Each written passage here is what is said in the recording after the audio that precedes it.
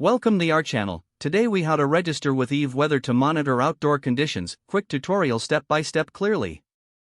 To register with Eve Weather, start by opening the Eve app on your smartphone.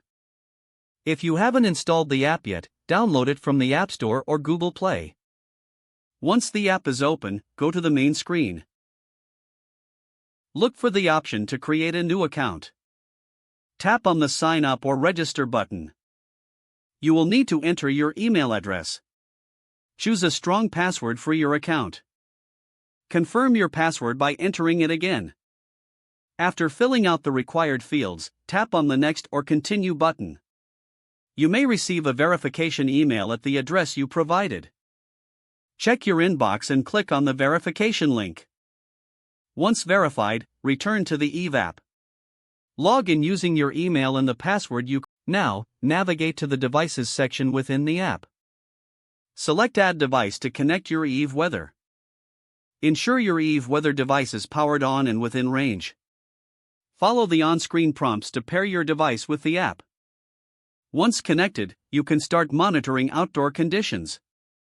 Customize notification settings according to your preferences. Explore the app to familiarize yourself with its features. You are now ready to use Eve Weather for your outdoor conditions monitoring.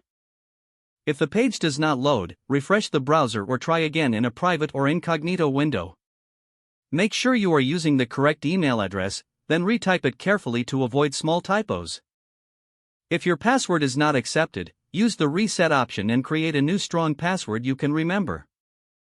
Check your spam folder for verification or security emails, then complete any requested confirmation steps. Enable two-factor authentication if available to improve account security and reduce unauthorized access risk.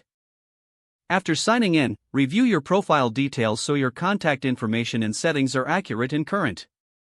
If you see an error message, note it down and try again after restarting your device and internet connection.